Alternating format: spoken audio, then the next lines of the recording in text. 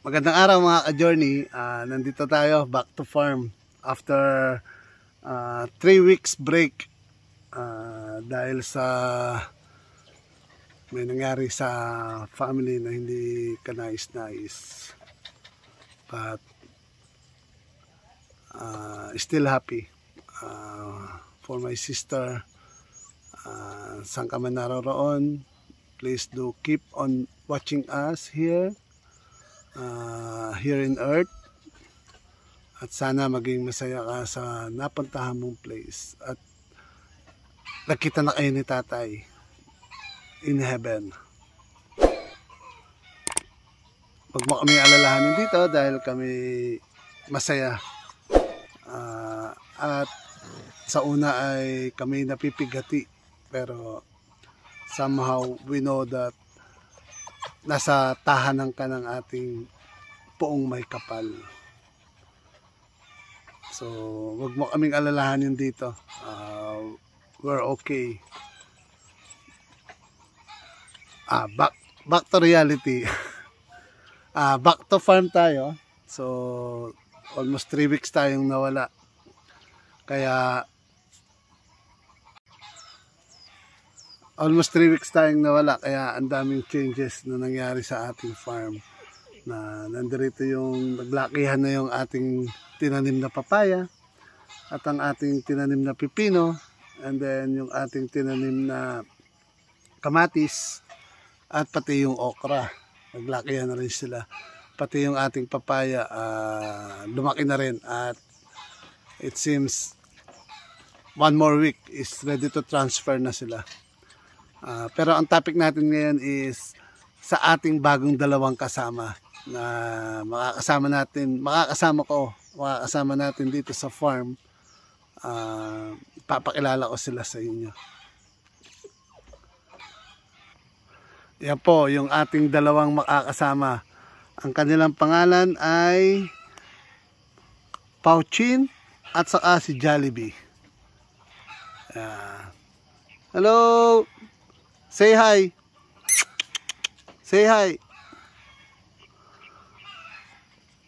Si Pauchin at si Jollibee ay magkapatid. Nanggaling po sila sa pamilya ng Chow Chow at Aspin Belgian.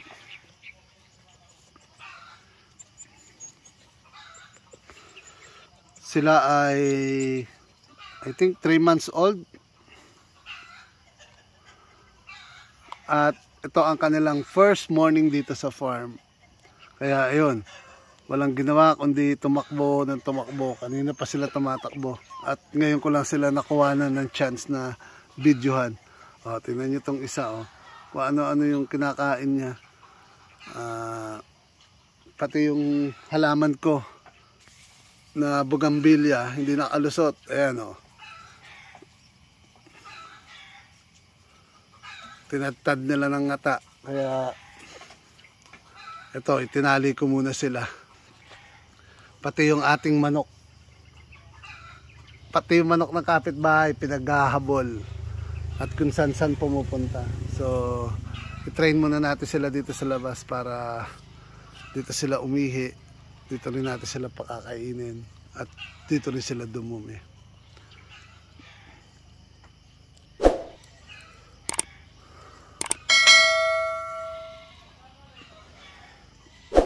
Nagpapasalamat ako sa aking pamangkin at sa aking kapatid, si Harleen, si Jenjen, sa pag-aalaga na itong dalawang aso. Kasi simula nung isinilang siya, inalat na talaga.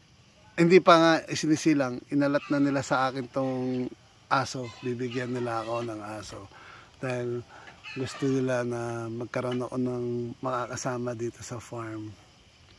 So nung nanganak yung kanilang aso, ibinigay nila sa akin to. Inalagaan muna nila hanggang sa maging ready para madala ko rito sa farm. Supposedly dapat last month ko pa sila nadala rito. Kaya lang, dahil nga nagkaroon ng aberya, kaya hindi natuloy. At tinuloy-tuloy pa rin nila yung yung pag-aalaga sa dalawang ito. Parehas po sila lalaki. Parehas sila lalaki. Kaya ewan ko kung ano yung chances na makapagparami tayo ng alaga nating hayop dito. Though may hinihintay pa tayo sa kapitbahay na kukunin. Ibibigay sa atin babae. Ano lang siya, aspin yung ibibigay sa atin.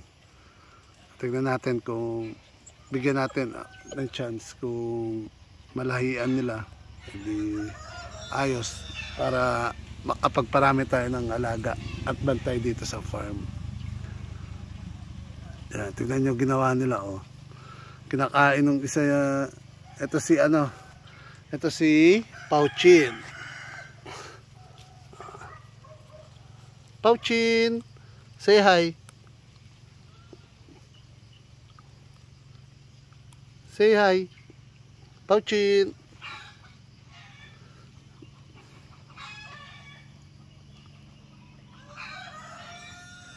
Tapos ayun si Jollibee. So, Jollibee. Jolly. Ito si Jolly, napakasaya.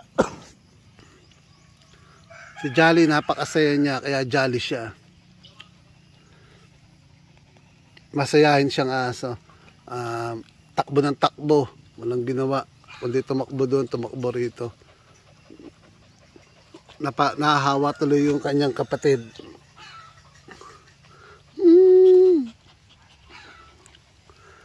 Dito muna kayo, ha? Kasi magre-ready muna ako ng makakain. So gagawin pa natin terrace para ma-enclose kayo sa terrace. Since nakabalik na tayo sa farm, tutuloy na natin yung yung paggawa rito sa ating terrace. I-enclose na natin siya. Lalagyan na rin natin, tatapusin na rin natin tong pinto para at least makapagtakbo-takbo sila rito sa terrace at hindi dito sa pero tuturuan natin sila na tumae dito sa ang pangalan nito sa labas para hindi na natin kailangan magpulot-pulot. Tapos maya, bigyan ko kayo ng update. Actually, hindi ko na video yung pagtatanim ko. Bigyan ko kayo ng update sa mga naitanim ko 3 weeks ago. Bago ako umuwi ng Manila at magbakasyon. So, hanggang dito na lang sa aking pagpapakilala para sa ating dalawang makakasama sa farm. So, have a nice day mga ka-journey. And be safe. God bless.